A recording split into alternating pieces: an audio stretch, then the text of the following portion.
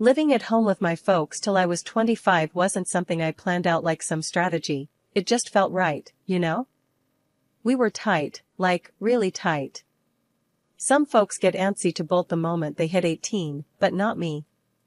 My parents' place was more than just a house, it was home in the realest sense. Didn't see much point in changing that. Then, life threw a curveball. Losing them both to the pandemic felt like someone ripped the ground right out from under me. Suddenly, I was staring at this gaping hole in my life, trying to figure out what comes next. They left me enough money to coast for a while, but the thought of just living off their hard work felt off. It didn't sit right with me. So, I made up my mind to pull myself together. Wasn't easy, I'll tell you that. The whole idea of diving into the job market, of being truly on my own for the first time, was daunting. But the alternative? Living in a bubble, pretending I didn't need to grow up. That wasn't an option. Not anymore. Finding a job wasn't a walk in the park, either. Ended up landing a gig as a manager at this trading company. The work was a whole new world for me, but I dug my heels in, determined to make it work. Gotta start somewhere, I told myself, over and over. I remember running into an old friend from school, Jake, while I was out grabbing lunch one day. He spotted me first. "Hey, isn't that the home bird, Emily? Still living in your folks' nest?" he teased, a smirk playing on his lips. His words stung, more than I wanted to admit. I squared my shoulders, facing him head-on. "Actually, Jake, I'm managing on my own now.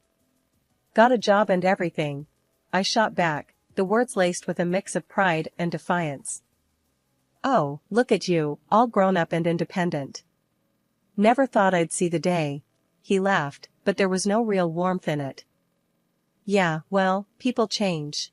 Things happen. You learn to stand on your own 2 feet," I replied, my tone sharper than I intended. The conversation felt like walking through a minefield, each word carefully chosen, but loaded. Jake shrugged, the conversation clearly not going the way he expected. "Fair enough. Good for you, Emily. Really." We parted ways shortly after, the encounter leaving a sour taste in my mouth. It was a reminder of how far I'd come, sure, but also of how much further I had to go. That night, as I sat alone in the quiet of the house that used to be filled with my parents' laughter, I couldn't help but feel a mix of emotions.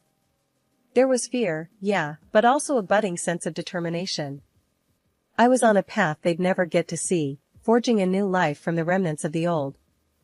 The chill in the air wasn't just from the December cold, it was my first holiday season without my folks. The Christmas sale crowd was a mix of frantic and festive, a sharp contrast to my own numb wandering. That's when I bumped into him, literally. "Ouch. Watch it," I started, more out of surprise than pain. Sorry, my fault entirely," he replied, catching a box of Christmas ornaments before it hit the ground. "This crowd is wild, huh?" He was about my age, with a look of earnest concern that quickly changed to a sheepish grin. "I'm Alex," he said, extending a hand not holding runaway Christmas decor. "Emily," I responded, taking his hand briefly. Yeah, it's madness. Christmas shopping always turns into a contact sport. Alex laughed, and it was an easy, genuine sound. "You're not wrong. I'm just trying to find something for my mom. She loves these handmade ornaments, but I'm clueless." Looking at the box he almost dropped, I picked one up. "These are nice. Look, this one's got intricate designs. Bet she'd love it." We moved through the stalls together, talking about everything and nothing. Alex was easy to talk to, a breath of fresh air in the midst of holiday chaos.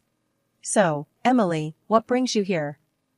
Looking for anything in particular?" he asked, as we paused by a stall selling handmade scarves. "Just trying to feel, I don't know, festive, I guess? My parents, well, it's just me now. Holidays feel different," I confessed, surprised at my own honesty. Alex's expression softened. "I get that. Holidays, they can be tough. But hey, we find new ways to make them ours, right? Yeah, right. I agreed, finding comfort in his understanding. We ended up spending the afternoon together, finding gifts and sharing stories. As the sun began to set, casting long shadows between the stalls, Alex turned to me. Hey, Emily, would you maybe want to grab a coffee? As a thank you for helping me survive this shopping ordeal and, well, for the company, he suggested, hopeful but clearly trying to play it cool. I thought about it. My instinct was to retreat, to go back to my quiet, solitary world. But something about Alex, his easy kindness, and his understanding, made me want to say yes. Sure, Alex. I'd like that. Coffee sounds perfect, I replied, feeling a spark of something warm in the cold evening air. As we walked toward the nearest cafe, I couldn't help but think that maybe, just maybe, this Christmas would mark the beginning of something new. Not just surviving, but maybe starting to live again. A couple of months down the line, Alex decided it was high time I met his folks. I was a bundle of nerves, hoping to make a good impression. Their welcome was polite, but I could feel the chill through their smiles. We were barely through the door when the questioning started. It was like stepping into the ring, except I wasn't prepared for this kind of bout.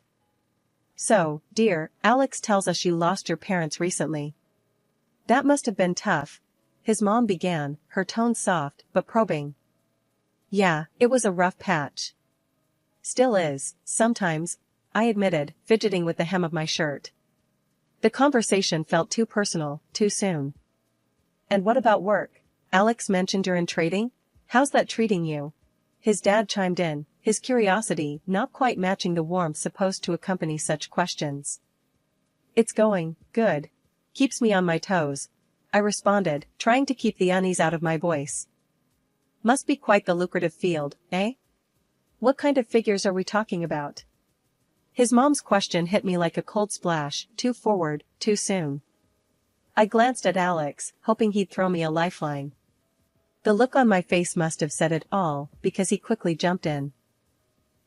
Mom, Dad, come on, let's not grill her about money. That's not important, Alex said, his tone firm yet respectful. I could have hugged him right then. Despite his intervention, the evening carried an undercurrent of unease. After we left, I couldn't shake the feeling that I hadn't measured up to their expectations. In the car, the silence was heavy until I couldn't take it anymore. Alex, do you think your parents didn't like me? The words tumbled out, laced with worry. Alex took my hand, giving it a reassuring squeeze. Hey, don't worry about it. They're just protective, you know? Give it some time. They'll see how amazing you are, just like I do. His words were meant to comfort, and a part of me wanted to believe them. But the doubt lingered, a shadow on what should have been a straightforward step forward in our relationship. Settling into married life at my place was like a dream for the first 6 months. Me and Alex, we were in our little bubble of happiness. Sure, his mom, Mrs. Thompson, didn't exactly warm up to me, always poking at my cooking, my cleaning, even how I dressed. But since they lived a good drive away, those jabs were few and far between. We managed. Then one evening, Alex came home looking like he'd lost his best friend. Babe, I've got to head out of town for work. 2 whole months, he said, barely meeting my eyes. My heart sank. 2 months? That's ages, Alex. What about us? He ran a hand through his hair, stress written all over his face. I know. It's the last thing I want, but I don't have a choice. And there's more, my mom's in the hospital. Heart problems. Hearing that about Mrs. Thompson, despite our rocky relationship, I couldn't help but feel worried. Oh, Alex, I'm so sorry. Is she okay? They're not sure yet. She might need surgery, he replied, his voice cracking a bit. Without a second thought, I said, I'll look after her while you're gone. She'll need someone, right? Alex looked at me, a mix of surprise and gratitude in his eyes. You'd do that? After everything? I nodded. Of course. She's your mom. The next day, I took a day off and headed to his parents' place. Mrs. Thompson was already home from the clinic, looking frail, but stubborn as ever. "Emily, what are you doing here?" she asked, eyeing me like I might steal the silver. "I'm here to help out. Alex is worried about you," I said, trying to keep my voice steady. She huffed, settling back into her chair. "Well, I don't need babysitting, especially not by you." I bit back a sharper reply. "I know you don't. But I'm here to help, with cooking, cleaning, whatever you need." Mrs. Thompson squinted at me, as if trying to figure out my angle. "Fine. But I like my meals on time and my house spotless. And don't think you can dress like a slob here." I forced a smile. Understood. Those weeks turned into a trial by fire. I cooked, cleaned, and did my best to keep things running smoothly, all under Mrs. Thompson's critical eye. Every dish I made was either too salty or too bland, every room I cleaned missed some speck of dust only she could see. One evening, as I was scrubbing the kitchen counter for what felt like the 10th time, she walked in, watching me like a hawk. "You missed a spot," she said, pointing to a corner so far back it would require me to grow an extra arm to reach it without moving everything off the counter. "Mrs. Thompson, I'm doing the best I can," I said, my patience wearing thin. She snorted. "Clearly, your best isn't good enough." I took a deep breath, counting to 10 in my head. Alex was counting on me, and I wasn't about to let him down, no matter how much his mother pushed my buttons. "Is there anything else you need before I go to bed?" I asked, keeping my tone polite. "Just make sure you're up early to start breakfast. And try not to burn the eggs this time," she replied, turning on her heel and leaving me to my thoughts. Life at my in-laws became more of a boot camp than a recovery ward pretty fast. Every day, it was like waking up to a new list of demands from my mother-in-law. And every evening, I juggled my job and her endless requests that just piled up, one on top of the other. "Can you fetch me the remote?" "It's just there on the coffee table," Mrs. Thompson would say, pointing at an object mere inches from her hand. The first few times, I didn't mind. But then, it became a routine, her asking for things she clearly could get herself. Cooking dinner turned into a tactical mission, trying to remember all of her dietary whims. "I only eat organic greens, you know. And the chicken needs to be cooked just so," she'd instruct, her voice carrying that tone that said any deviation would be unacceptable. Evenings, the only time I could catch my breath, were hijacked by the blaring TV. Mr. Thompson had a thing for action movies, the louder, the better. There I was, exhausted, trying to find some peace, but instead, getting a front row seat to explosions and car chases. "You know, Emily, ever since you married my son, my health has just gone downhill," Mrs. Thompson threw at me one evening, out of nowhere. Her words stung, especially since I was bending over backward, trying to make her life easier. I tried to keep my cool, but it was getting tougher. "I'm really trying my best here, Mrs. Thompson. I don't see how my being with your son is causing your health issues." Her lips pursed into a thin line, clearly displeased. "Well, if you can't see it, I'm not sure how much help you are here." I was at my wit's end, dreaming of my own bed, my own kitchen, my sanctuary. But then, Alex called. "Babe, I'm so sorry, but I'm stuck here for another 2 months. The project's just not wrapping up as we expected." Hearing his voice, tired and strained, I wanted to be strong, to not add to his stress. "It's okay, Alex. We'll manage somehow," I said, trying to sound more confident than I felt. "Are you sure? Mom's not giving you a hard time, is she?" he asked, worry creeping into his voice. I paused, not wanting to worry him, but honesty won out. "It's been challenging. But I'm handling it. Focus on your work, love. We'll sort this out when you get back." After hanging up, I realized this was my battle to fight, at least for now. Mrs. Thompson and her demands, the never-ending noise, the blame, it was all on me to bear. But I couldn't help but wonder, how much longer could I keep this up? The strain at home hit a peak when Mrs. Thompson had another heart scare and ended up needing surgery. It was serious enough that I called Alex in a panic, and he rushed back home. Seeing him was a relief, but it was short-lived because work pulled him away again. After the surgery, things at home didn't get any easier. Mrs. Thompson came back needing more care than before. It was like looking after a child. She wanted help with everything, eating, dressing, you name it. And Mr. Thompson? He was no help at all. Instead of appreciating the effort, he complained, "You're always out. I end up cooking for both of us. What are we, chopped liver?" Then, Mrs. Thompson started with her threats, saying she'd tell Alex I was neglecting her, hinting he should leave me. "He'll listen to his mother. You'll see," she'd hiss, as if I wasn't already stretched to my limit. My patience was wearing thin, like an old pair of jeans about to tear at the seams. Mrs. Thompson's demands grew by the day, each one more unreasonable than the last. It felt like I was living in a pressure cooker, waiting for the whistle to blow. One evening, after a particularly long day at work, I came home to find Mrs. Thompson in the living room, a scowl set deep on her face. "Where have you been? I've been waiting for you to start dinner," she snapped as soon as I walked through the door. "I had to stay late at work, Mrs. Thompson. I'm sorry."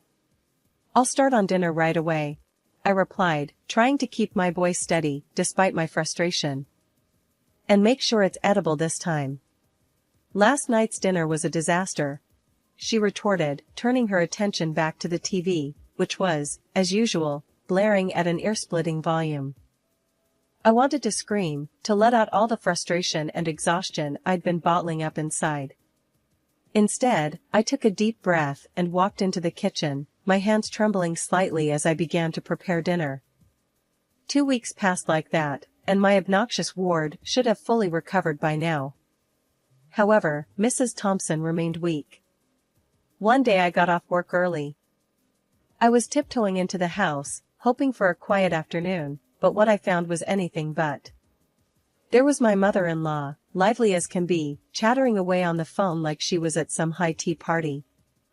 "Yeah, I've got her wrapped around my finger. Just a little act here and there, and she jumps. Does everything for me. Even the little things I can do myself," she boasted to her friend, her laughter echoing off the walls. I stood there, frozen, key still in hand. The realization hit me like a truck. All this time, her needing help, her pain, a good chunk of it was just an act. A manipulative play to have me wait on her hand and foot. The anger bubbled up inside me, hot and fierce. I stepped into the room, unable to hold back. "Really, now? Is that how it is? Putting on a show so I do more for you?" I confronted her, my voice hard, the words tumbling out. She turned, the phone still clutched to her ear, her face a mix of shock and guilt. For a moment, she looked like she was caught in the headlights, then, quick as a flash, her demeanor changed. "Oh, you're home. Look at the time," she said into the phone, brushing off our confrontation like it was nothing. But it wasn't nothing. This was a game changer. I realized then that no matter what I did, it would never be enough. Not because I wasn't doing it right, but because the goalposts were always moving. "I can't believe you," I finally said, the disappointment heavy in my voice. "I've been breaking my back for you, and this is how you repay me? By lying? By manipulating?" Her response was cold, calculated. "I'm just making sure you're doing your part. After all, you married into this family. It's your duty." I didn't want to fight, but I couldn't let this go. "I've had it, Mrs. Thompson. I'm leaving this house," I said, my resolve hardening. Before I knew it, she was on her feet, fury in her steps as she snatched my phone from the kitchen counter. She stormed outside, and I followed, only to watch in disbelief as she threw it under the car, smashing it. "Let's see you call for help now," she sneered, her actions betraying her desperation. I felt a mix of anger and sadness, not just for the phone, but for the sheer breakdown of respect. I started gathering my things, determined to leave. But she wasn't done. She followed, throwing my clothes and personal items out after me, shouting insults that stung deeper than the cold air. "You're nothing. You don't deserve to be part of this family." I was outside, picking up my things, and trying to hold back tears when Alex arrived. The sight of his car was both a relief and a harbinger of the confrontation to come. "What's going on here?" Alex demanded, his eyes darting between his mother standing at the doorway and me, a mess on the driveway. "She's crazy, Alex. She's been lying about how sick she is. And now this." I gestured to the scattered belongings and my destroyed phone. His gaze shifted to his mother, searching for a denial that didn't come. "Mom? Is this true?" Mrs. Thompson's facade crumbled, but her defiance didn't. "She was never good enough for you, never good enough for our family." Walking into his parents' house, Alex was a storm dressed in human skin. His face was set, his jaw tight, ready to confront the hurricane his parents had brewed. "I can't believe what I've been hearing and seeing. How could you?" Alex started, his voice heavy with disappointment and anger. His mom, Mrs. Thompson, shot back. "Oh, now you're going to believe her over your own mother? She's turned you against us, filled your head with lies." "That's enough, Mom." Alex's voice cut through her accusations like a knife. "I've seen the videos. I've heard the recordings. I've heard enough of your words about her. There's no denying what you've done." The color drained from Mrs. Thompson's face as realization sank in. Her bravado faltered, her usual sharp tongue suddenly heavy in her mouth. "And you," Alex turned to his father, "you just stood by? You let this happen?" Mr. Thompson shifted uncomfortably, the guilt evident in his avoidance, to meet his son's gaze. Alex continued, his disappointment unwavering. "Did you know that she sold her parents' house to pay for your wife's operation? Because the insurance wouldn't cover it all? We were planning to build a new house, a place where we could all live together. But not anymore." The room went silent, the weight of Alex's words pressing down on everyone. Mrs. Thompson, tears streaming down her face, reached out. "Please, I didn't know. I can change.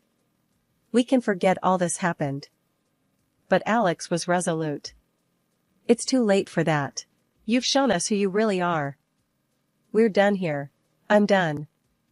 Mr. Thompson, realizing the magnitude of their loss, turned to his wife with a look of betrayal. "You foolish woman. You've ruined everything."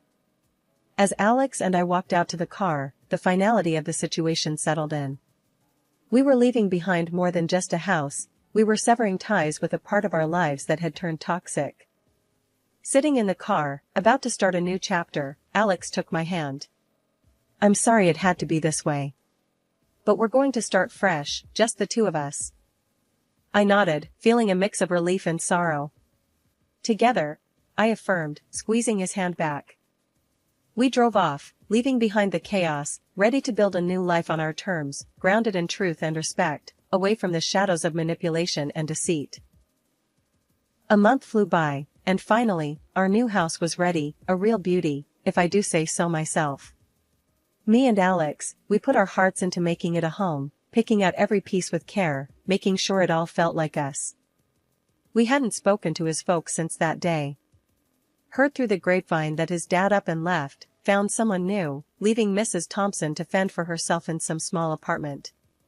She tried reaching out, wanted to patch things up, but for us, that ship had sailed. Some wounds are too deep for sorries to heal. One evening, as we settled into our new living room, surrounded by boxes yet to be unpacked, Alex looked over at me with a smile that always made my heart skip. "So, babe, how do you feel about starting a family here?" he asked, his voice casual, but eyes filled with hope. I paused, the question hanging in the air like a promise. "A baby, here, with you? That sounds like the dream, Alex." He reached for my hand, his touch grounding. "I think we're ready to make new memories, good ones, in this place we built together." I nodded, the future suddenly blooming before us, filled with possibilities. "It'll be amazing. Our own little family." Yeah. Alex agreed, a softness in his voice. Our own fresh start, away from all the drama. Just us and a new beginning. As we sat there, planning for a future filled with laughter and love, I couldn't help but feel a sense of peace. Despite the rocky road that led us here, we were building something beautiful on our own terms.